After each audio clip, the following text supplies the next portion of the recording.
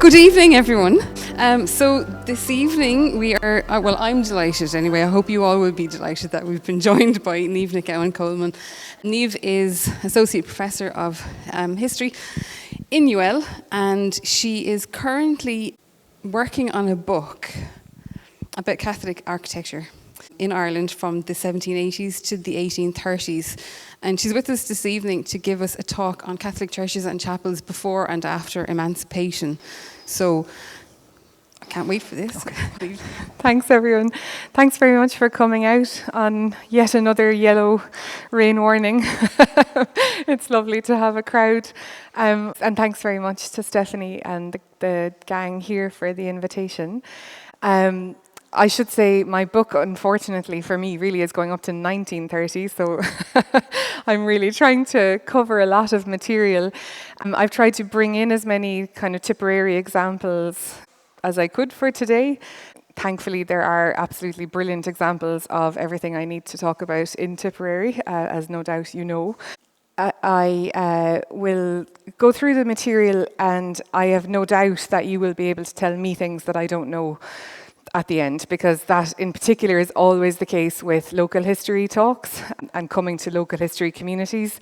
The people here are the real experts, you know, and I suppose what I'm trying to do is stand back and look at it all in a national picture and kind of stitch all of these various different elements together. And I suppose one thing I'll say just to start off is that the more I work on this topic of Catholic architecture in Ireland from the 1780s onwards, is that really it's not a picture that evolves on a nationwide scale, even though the same legislative context applies across the whole island. Really, the development of Catholic architecture during this period is so patchy in terms of where it kind of takes off and then where it keeps up. So to give an example, I think when you're looking at the 1780s up to 1800s, 1820s, Tipperary, Kilkenny are really in the forefront, and then you see Limerick kind of catching up in the 1830s and 1840s, a little bit more of a westerly diocese, a little bit less well off. And then you see up in the west coast then, really when that comes into its own is actually in the 1920s, 1930s. So you have this really interesting, innovative architecture up around Donegal and Mayo from that period. So it's all happening at different times across the island, depending on when people could afford to build and what they can afford to build. So we'll get into a little bit of that. You'll see here, I'm going to be talking about chapels before and after Emancipation. And the image that I have for you here is from a map.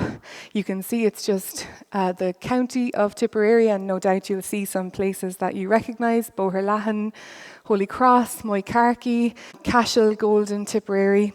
This map was published in 1859. Possibly as a result of the Synod of Thurles, which took place 150 years ago. And this map, essentially, you can see here, it's the Catholic map of Ireland, diocesan boundaries, cathedrals, chapels and churches, and it mapped every single Catholic chapel on the island in 1859. So it's a good place to start, essentially. You can see the kinds of things that this map shows us. It shows us ecclesiastical antiquities. It shows us all of the different little elements. So all of the chapels and churches on places like Inishturk, on Clare Island. It gives us Catholic antiquities as well. So the whole Catholic infrastructure really across the island of Ireland in 1859 is captured in this map. So it's a really useful document to have. And it's huge as well. You can see I just have a pencil there, which gives you a sense of the scale of the overall map. So what does this map tell us? It also comes with a little list of each chapel. And again, you'll see lots of familiar places here. This is for the Archdiocese of Cashel. And you can see it lists all of the parishes here on the first, and then all of the chapels associated with the parishes. So what's really nice about that is you can see which is the parish church and which is the chapel of ease, essentially. Many of those have become parishes in their own right. So that's the one for the Diocese of Cashel. And then there's also a list for the Diocese of Waterford and Lismore. So I suppose, what does it tell us? It tells us in 1859 that there were 28 dioceses. There were 28 cathedrals, or buildings essentially, that operated as cathedrals in 1859. There were 1,030 parishes across the island, and there was 2,049 chapels. So that's the kind of diocesan infrastructure across the island in 1859. And in 2017, just to give a kind of comparative view, we have 26 dioceses and cathedrals, 1,365 parishes, and around 2,650 Catholic churches. So obviously you have a bit of a jump in terms of the number of churches, and you would expect that in terms of things like the urban parishes that are set up at the turn of the century and then the 1960s. But what's quite interesting, it really, is that the infrastructure is kind of in place by 1850. The diocese, the parochial boundaries, the locations of the places of worship. So I suppose by the time we get to 1859, everything is pretty much in situ. In terms of going back then to a period before this diocesan infrastructure is in situ, if we go back to 1731, and many of you will be familiar with the 1731 report on the state of popery, or Catholicism, essentially. Popery being a kind of derogatory term used for Catholicism at that period. Here you can see a report where the number of mass houses in this kingdom, and besides huts, sheds and movable altars, 892. So from 1731 we have 892, and then just going back there again, in 1859 we have 2,049. So you can see it's a huge jump. So between 1731 and 1859 is really where you have that infrastructure bedding in and getting developed. And again, those of you who are interested in Catholic architecture in this diocese in particular will, I'm sure, have looked at this before. The 1731 report for the Diocese of Cashel in particular, you can see that it gives lovely information in terms of the locations of places of worship, where the chapels were, what they were like, and it also gives us the names of all of the parish priests. So you can see here for Cashel, for instance, here we have 2 mass houses built above 20 years. And it also gives us details about, for instance, here, like Mass House, lately repaired. And then we also have wretched cabins. And I think it's very interesting when you look across the 1731 report, we really get a sense that you could have quite grand chapels, and then you could have really, really poor quality places of worship as well, even in the same diocese. So in Cork City, you had a building which was called a cathedral, and it was sumptuous, and it's essentially the North Cathedral, the kind of first iteration of that. And then at the same time, in the same diocese, you will have other parishes with no chapel at all, and they're worshipping under movable altars. So it's very, very different in terms of that 18th century context. That's just a little bit more. So you can see Tipperary town there, and again, kind of you can see in 1731, which is really like the teeth of the penal laws if you think about it. You know, it is the height of that kind of anxiety about Catholic power. In Tipperary town, you see a new mass house now building in the form of a cross, 92 feet by 72. That's pretty substantial, you know, in 1731. So we have across the island, certainly in areas of Catholic toleration, really fine chapels being built across the country. And there's that difference. We've also got lovely records as well, and again, some of you will be familiar with these. They've been published by Christopher O'Dwyer in Archivium Hibernicum, Archbishop Butler's visitation records, where he essentially visits all of the different chapels in his diocese and makes an account of what they were like. And this is brilliant because it gives us a lovely description of what was in the chapel, what were they like, what did he think was good, what did he think was not so good. So you can see here, for instance, in the parish of John the Baptist, he's saying that there's a chapel of a good stone wall of 7 feet in height, 2 gable ends, 3 glass windows and 1 door, a tolerable altar made of boards, and then also he has a good pyx in good order. So there's an example of a pyx here, good pewter oil stocks which are not replenished, and good rituals and stoles. So it just gives us a sense of what everyday Catholic worship was like in the 1760s across the diocese. I just wanted to include this letter because it's a new source that we have in the University of Limerick's library. And it's a fabulous letter from a woman called Elizabeth Swift. She's writing to Archbishop Butler of his visitations. And she's really, I suppose she's taking no nonsense from him. There seems to be a sense that he has been censoring her in some way, or that she has been subject to some kind of discipline, and she's really writing back. But you can see here the letter, it's addressed, at Thurles Chapel in 1762.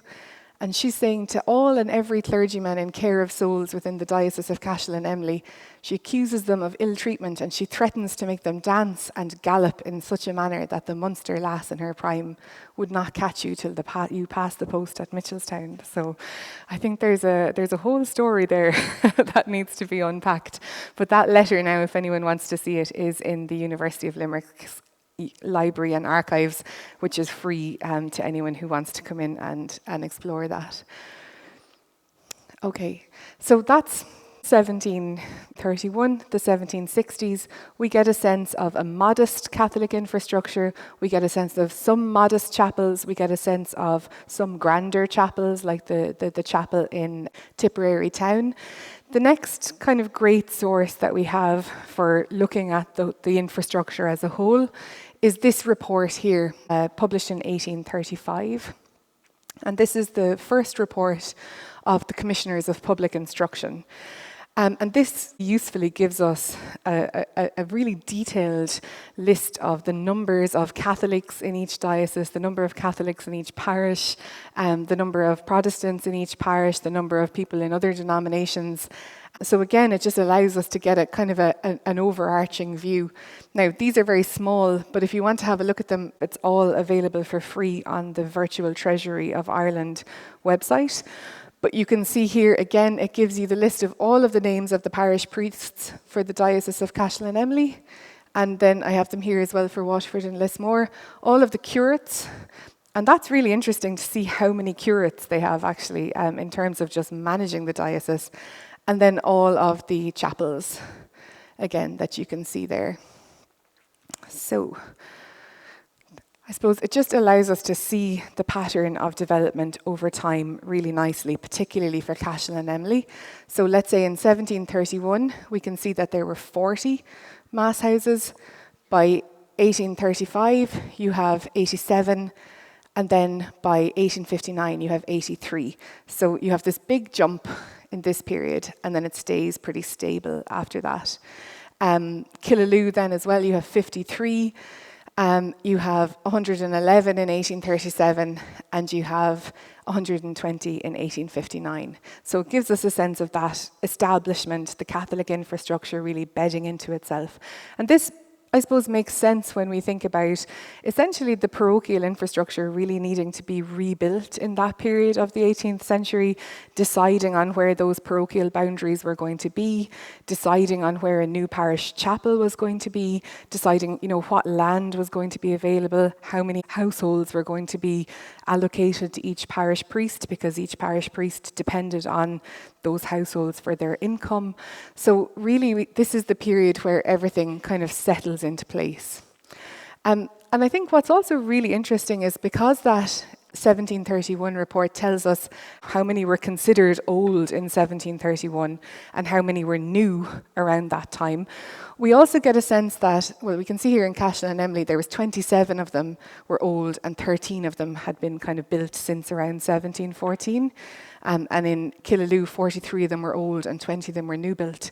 So by the time we get to Catholic Emancipation, we're kind of on a third wave of Catholic modernisation in building. And we often hear sometimes that Catholic church architecture kind of got going at Emancipation.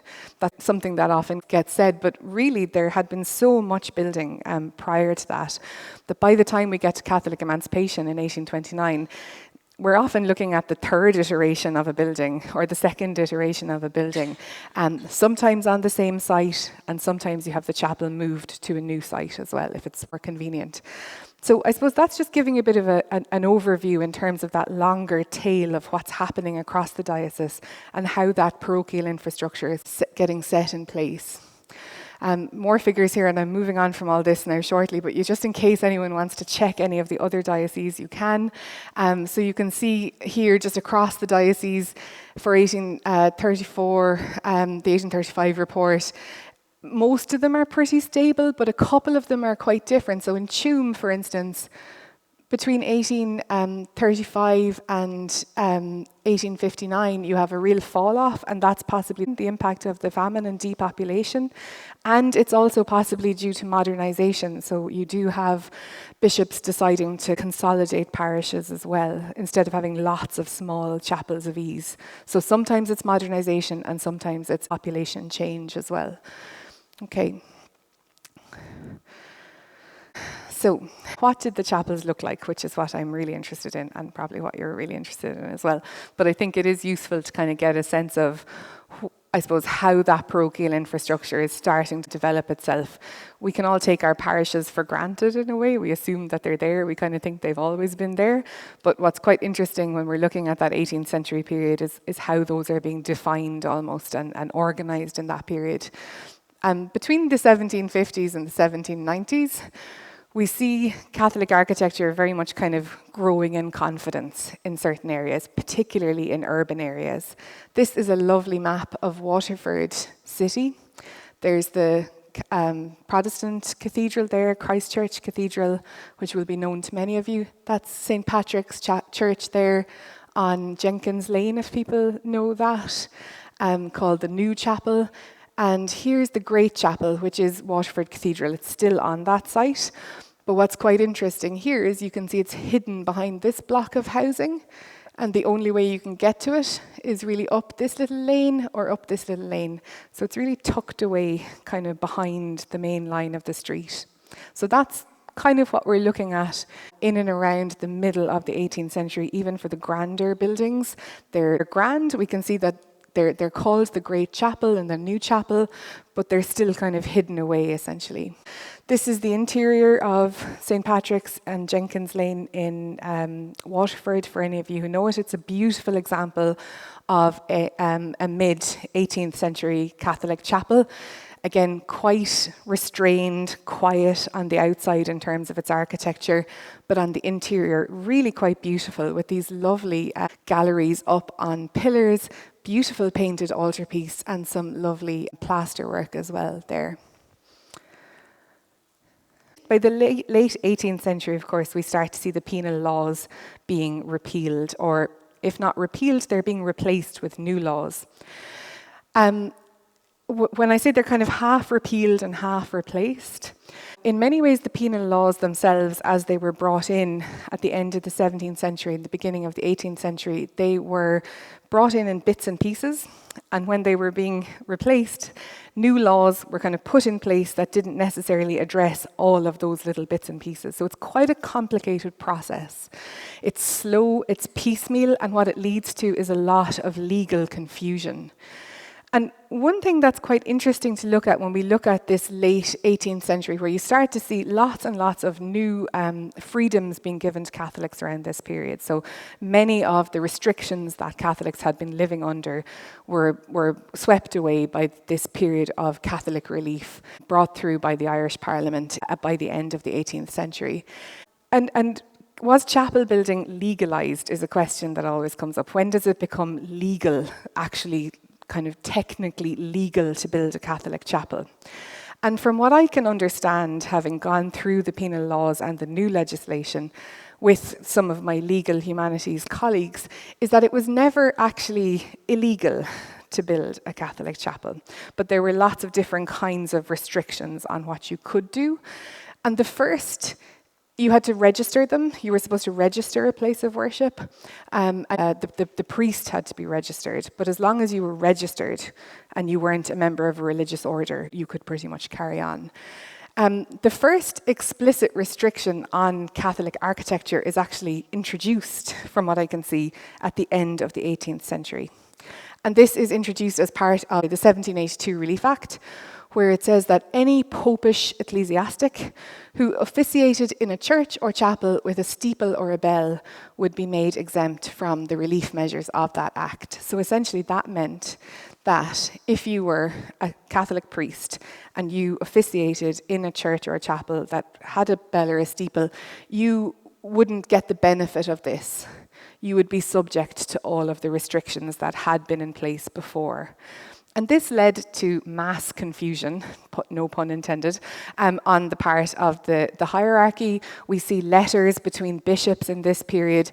Are bells allowed? Are steeples allowed? We're not sure. Nobody is sure. So there's this kind of period of real legal uncertainty. So often we're kind of looking for this one moment where everything was legal, everything is allowed, off you go, you can build a beautiful big church with a bell and a steeple, nobody's going to stop you. But in actuality, there's this period of legal confusion that lasts right up into the 1860s, where you still have some hardline Protestant groups trying to take some Catholic priests to court for having bells. So it's never fully repealed in that way. I suppose in a way you can see the limit is pushed a little bit, and then it just becomes normal for a Catholic church to have a bell or a steeple, essentially. So we see some lovely survivals from this late 18th century period of building and initial confidence, I suppose, during this period of Catholic relief. If people know Tinryland Chapel at all, I was just there today. It's a fabulous 1819 Catholic chapel, so a lovely pre-Emancipation chapel just near Carlow.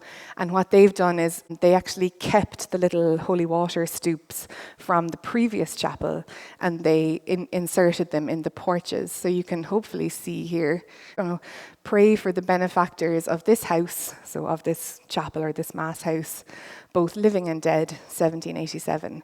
So there's, in Tinryland, you have a 1787 chapel, which was nice enough to have these beautiful stone-carved holy water stoups. And then those are brought through. So you get a sense of the parishioners really valuing that first chapel, but kind of bringing it through then into that next wave of modernization. And there's lots of those. Very often a font is brought through. Very often it's a holy water stoup. So there's lots of those little kind of survivals from that mid to late 18th century phase. I think it's important to note as well that when we're talking about the very late 18th century, of course, this is the period of 1798 and the rebellion, and Catholic chapels do get attacked in North Leinster in particular. About 70 Catholic chapels are burned as part of reprisals by Orangemen around this period, and those burnings go on until around 1801. Lots of these are actually some of these new chapels that have just been built, which must have been absolutely heartbreaking for the communities, if you think about it, because they're built by subscriptions and they're a huge investment on the part of the community. And of course, that's probably why they were then targeted. I just have an image here, which is from the Dublin Diocesan Archives from Cornwallis, and you can see it's a description of what happened on Monday, the 26th of August last. It's from 1800. Two persons on horseback, unknown, came to the dwelling of Catherine Byrne of Ballynahinch and forced her to give them a lighted turf on the pretence of lighting a pipe. And that said two persons from that dwelling to the Roman Catholic chapel of Kilmurray, which they set on fire, by means of which the said chapel is destroyed. And after that destruction, they rode off towards Newtown Mount Kennedy. So this happened to about 70 chapels that were destroyed. And what's very interesting is that the government actually sets up a compensation scheme. So if you're interested in 1798, you'll know that there were these lists of suffering loyalists at the time. So if you were, I suppose, a loyalist who had their lands burned or their house plundered, or you lost farm animals or anything like that, you could submit a compensation claim and you were compensated by the government. Catholic chapels were also compensated, but it was a secret kind of under the radar compensation scheme, essentially, that was organised. But actually, many of the chapels, these chapels were rebuilt, and some of the finer new chapels that are built are actually kind of because of that compensation scheme at that time. This is a fabulous source for Catholic architecture in around 1808. So John Milner was an English bishop. He was very interested in architecture, and he does a tour of Ireland, which he then publishes in 1808, and he has lots of comments to make about Catholic building across the country. And you see here that he reflects on the impact of these burnings in 1798. And he says that, very sarcastically, obviously, in terms of what he's saying, I've been informed that you are indebted for the improvements going on in so many places to the bigotry of the Orange yeomanry and the fury of the soldiers during the rebellion of 1798. Not content with destroying whatever houses they found vacant, they everywhere burnt down the chapels. And for the loss of these, government, with equal justice and wisdom, made an adequate compensation, by means of which and of voluntary contributions they are in great measure restored. But then he says, the example of your counties, so the example of the counties like Kildare and Carlow and Wexford, where the burnings took place, have stimulated the Catholics in other counties. So you have this sense that this kind of wave of modernisation that was enabled by the compensation scheme actually kind of led to improvements elsewhere. Again, just a couple of the chapels that you'll see, few survivals from this period. Very often we think of chapels like Cratloe, for instance, in County Clare from 1791, and then there's a little bit of rebuilding in 1809, as being the most humble beginnings, bless you, of Catholic architecture. I think it's actually kind of interesting to think of these as the modern chapels of their period. Like, these are the new, innovative, the best kind of chapel, really, in 1791. And it's wonderful to have a couple of those surviving.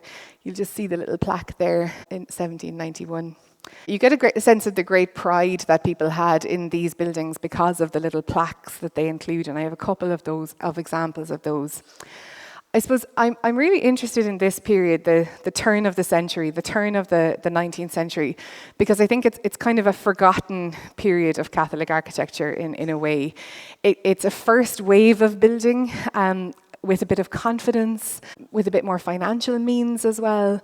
And you see a lot of experimentation in terms of what Catholics want to do and how they want to express themselves in terms of architecture and design.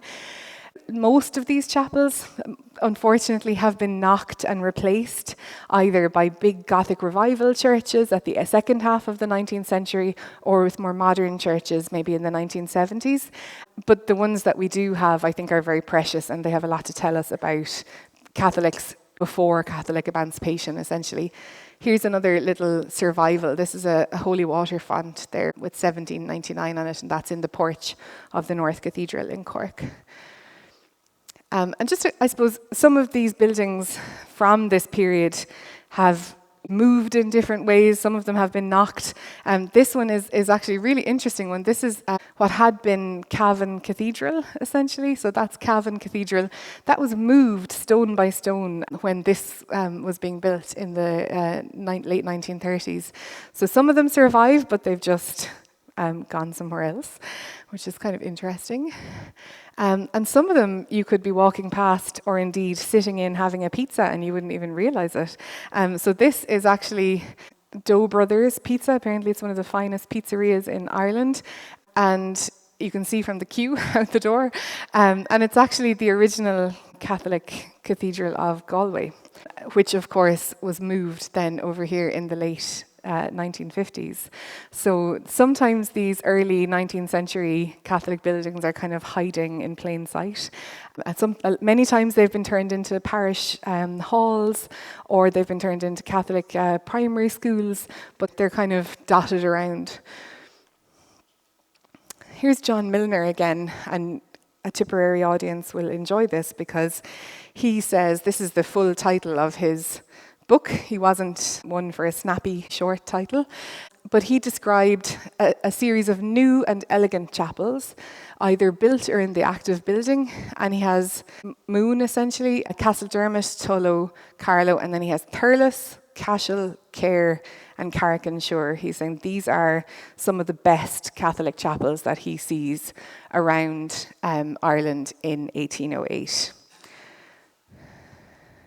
Here's a couple of those plaques that you can see inserted. Sometimes they're in a porch if a new porch has been added to a chapel, but typically they're in front, they're somewhere near the doorway. Does anyone recognize this one? It's in Tipperary, South Riding. It's not Cashel, no. It's actually, do you know the church in Cahir? So if you are standing looking at the front of Cahir Church, there's the cut stone front that's put on in the 1830s. That's a stone. It's tucked up behind a little downpipe, about 7 foot up, and it's tucked in around the side, and it's a little dedicatory plaque to the chapel that was there before that church was built. So you see these, again, little surviving bits and pieces from those earlier chapels that are tucked in and kind of kept, because obviously it meant something to somebody. And beautiful script there, 1799. Really, really lovely. Just gives you a sense of the pride that people had in these chapels, I think. This was from Fedamore in County Limerick. This is the other part of the transept that's built there in Cratloe that I was showing you. And this one is lovely. This is from Slieve. And this really gives you a sense of the fact that these were community efforts, these chapels. So you can see here, it's Anno Domini 1800. This chapel was built by subscription, dedicated to the Holy and Undivided Trinity. Committee for superintending the work, you have the Reverend Dr. Thomas Malloy, PP, Reverend John Fitzpatrick, coadjutor, and then you have Matthew Shee, William Sinnott, William Cody, and Mr. Christopher Hill, who's the treasurer and architect. So you really get a sense of the pride that these people had in their chapels. Okay, I'm going to kind of focus in now on this kind of 1800 to about 1820 period. And what I think we can start to see in this period are 3 different types of chapels. We have what I'm calling designed chapels, landlord chapels, and grand chapels. And I'll give you a couple of examples of each. So this is the chapel that was built by this gang of enterprising people in County Kilkenny. By the way, does anyone know John O'Donovan of the Ordnance Survey fame? So that would have been his parish church, which is actually really nice. He was from Slieve, not too far away actually from here. So this is what I would think of as a lovely example of a designed chapel. It's markedly different to what we see at Cratloe, okay, in that it's clearly designed on a cruciform plan. It has lovely strong quoins, lovely high walls, very, very simple but elegant lancet windows, and very typically you have a cross. So no steeple, no spire, no bell. Often you have an external bell tower, but no bell on the church. There is a bell on Slieve, but it's added later, okay? And there are these new solid cruciform chapels that you see cropping up around the country, and Slieve is a lovely early example of that.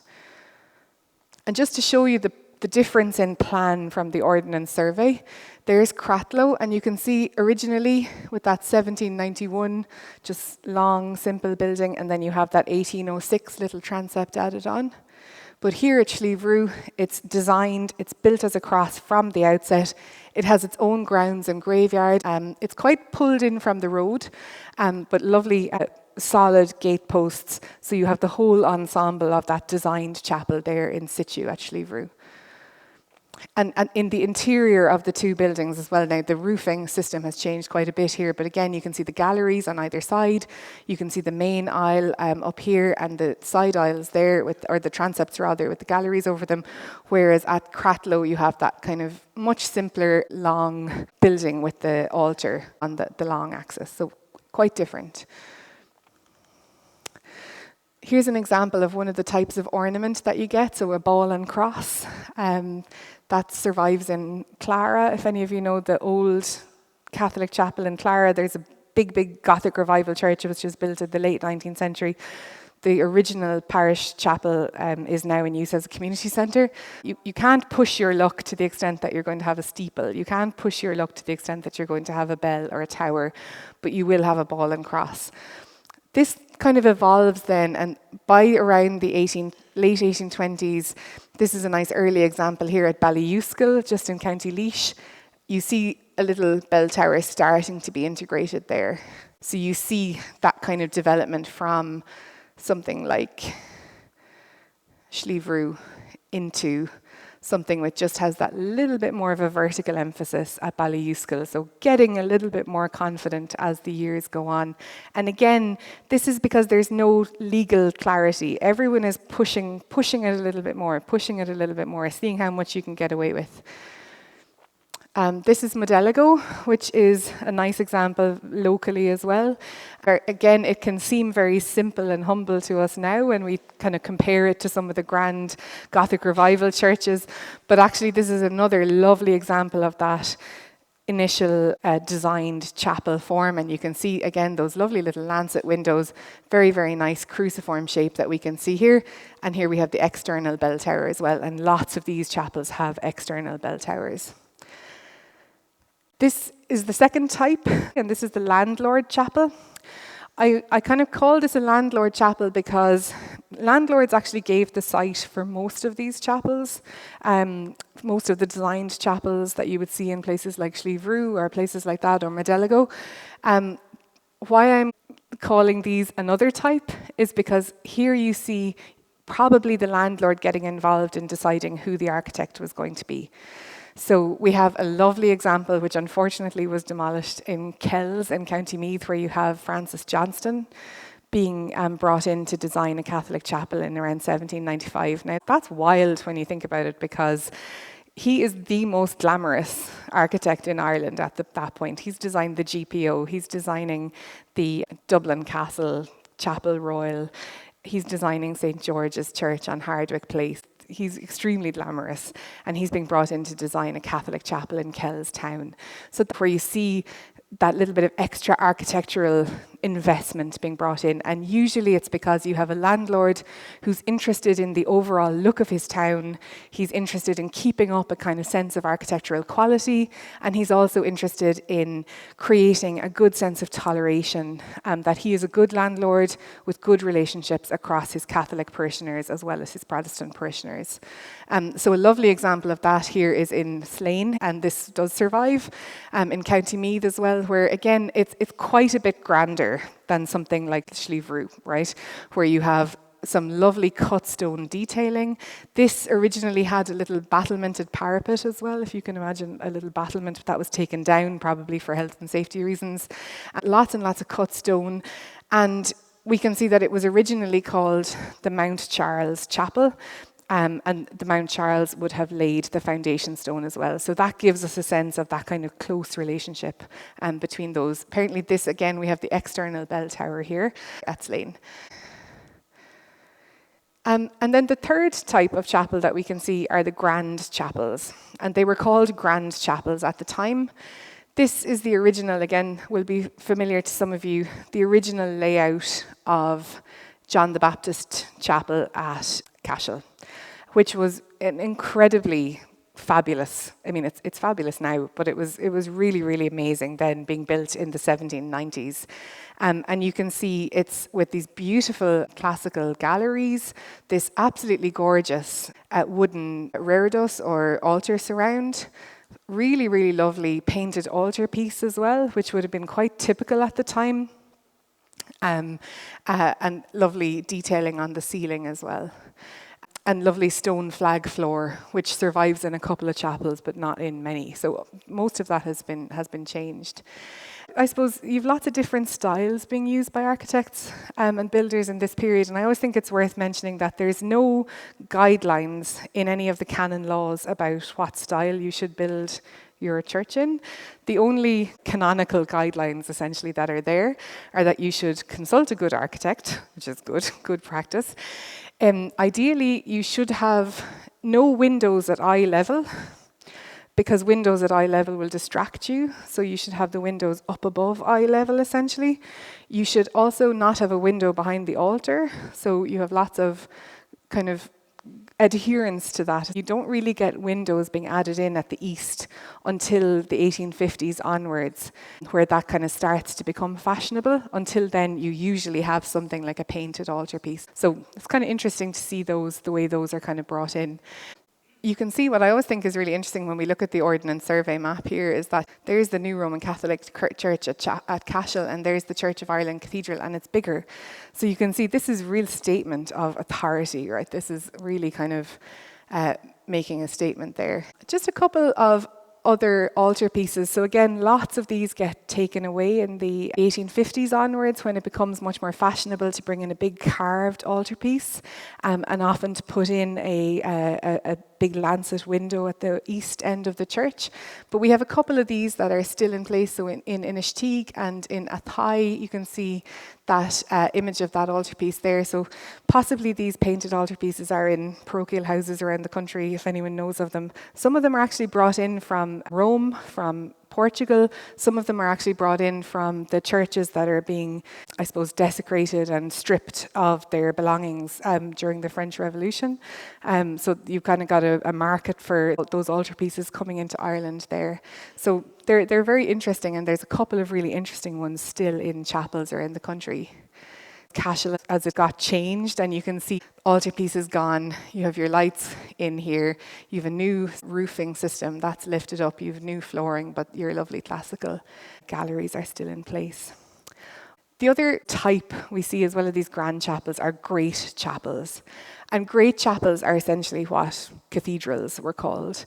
We have 3 purpose-built great chapels between 1792 and 1810, and they are Waterford, Cork, which was burned in 1820 and then rebuilt, and Thurles, which of course is across the road and was rebuilt by J.J. McCarthy in the style that it's in now. They were called great chapels instead of cathedrals because you couldn't legally have a cathedral, a Catholic cathedral in Ireland at the end of the 18th century. You could be a bishop. You could be a Catholic bishop, but you couldn't be the Catholic bishop of Cashel and Emly because there was already a bishop of Cashel and Emly, and he was the Protestant bishop. So you had this kind of legal fiction that was built up where you were a bishop in partibus. So that's where we see bishops of Kinea and these kind of far-flung dioceses. And it was just a kind of a legal fiction that was there in order to create a diocese that bishop could be somehow connected to. But of course, everybody knew that he was the Bishop of Cashel and Emly, or he was the Bishop of Limerick, or whatever it was. But because you couldn't be a bishop, you also then couldn't have a cathedral. So you have this kind of legal fiction of the idea of the great chapel being used. You can see here the pro-cathedral, as it was, now the Cathedral of Dublin. Here, look, it's the Metropolitan Roman Catholic Chapel. And here we have the Catholic Metropolitan Church. So you can see, again, pushing the boundary, not pushing it too much, just allowing that kind of, that weird legal complexity that people were kind of living within. That's Waterford. It is absolutely astonishing in terms of being, I suppose, the only surviving one of those great chapels that were built at the end of the 18th century. This is a fabulous picture of it from the National Library, because if you go there now, of course, it's kind of painted in lovely blue and white, and it's a very calming interior. But this gives us a sense of that kind of late Victorian busyness that you had in a lot of these ecclesiastical buildings. This was Thurles. Many of you will know it, the building that was replaced by the one across the road. When Milner was travelling around Ireland, it wasn't finished yet, and he said, it remains to be seen whether the Grand Chapel at Thurles will or will not exceed Cork and Waterford in terms of grandeur. It cost apparently £10,000 in Ireland, and another report was that it was in a chaste Corinthian style, so more like Waterford than we could imagine. In terms of £10,000, this is just the National Archives currency converter. So that's kind of a rough estimation of the amount that you're looking at. So useful. Just quickly, in terms of paying for the churches, this is always a question that comes up. Who's paying for them? You know, these new churches, whether it's Waterford, whether it's Slieve Rue. There's no central fund at all for Catholic chapel building. It always comes down to the parishioners, and it always comes down to the parish priest. And the buck really does stop with the parish priest. So each parish had to make the decision themselves as to whether they were going to build their own or rebuild their parish church. And you have fundraising, you have regular donations, one-off payments. People gave their land, they gave labour, they gave materials. And you also had grants, some grants and loans from the Board of Works. This is just a nice little page here from the Scully, Roger Scully of Kilfeacle, his memorandum book from 1779. And you can just see here, priest to pay for a chapel and £2, 16 and 10. So you can see that kind of regular payment coming out there for him. Carrick-on-Suir is another beautiful example of a grand chapel. It was demolished again at the end of the 19th century, but we have the fabulous diary, which is known as the Carrickman's diary, where he goes through and details all of the people that were involved, all of the money that was raised, everything that they went through in terms of raising the money. And he goes through the slates, the ornaments, the plasterwork, the wood panelling, £33 for the wood panelling, for instance. And just to give a sense of that, £33 in the style of Waterford at the time would have been the cost of about 330 bottles of claret. So in order to get wood panelling that kind of looks like this, you're talking about £33. So pretty expensive. This could be risky. If you are a parish priest and you're deciding to take on a grand new building project, the buck really did stop with you and you could go bankrupt. And that happened to Matthias Kelly, who was the parish priest in St. Andrew's in Townsend Street. And you can just see in the Dublin Diocesan Archives there a number of builders who are coming for their money. They have provided labour, they've started a building. There was a decision to move the site of the church essentially from where it had been on Townsend Street to the new location on Westland Row. All of these builders are left needing to be paid, and poor old Matthias Kelly ends up going to Kilmainham jail. He's actually imprisoned as a debtor.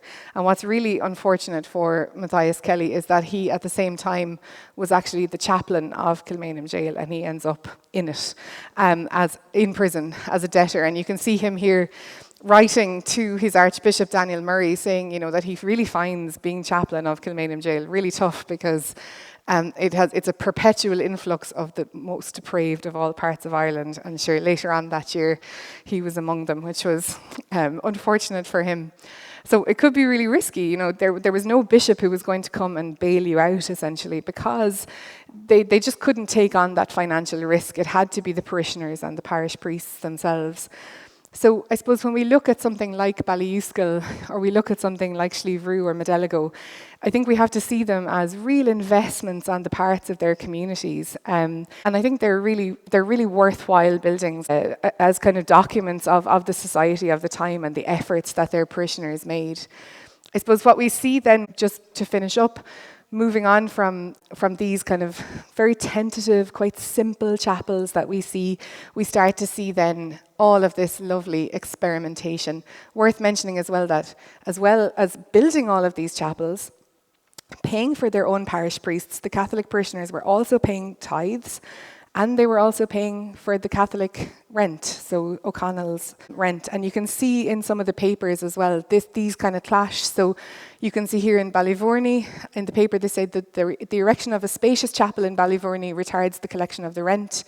It was serious kind of cost of living crisis for the parishioners when they had to pay tithes, they had to pay dues to their own parish priest, they had to rebuild their own chapels, and they were paying for their Catholic rent to O'Connell. So that's quite a lot of expense. So they were kind of investing on multiple fronts, essentially.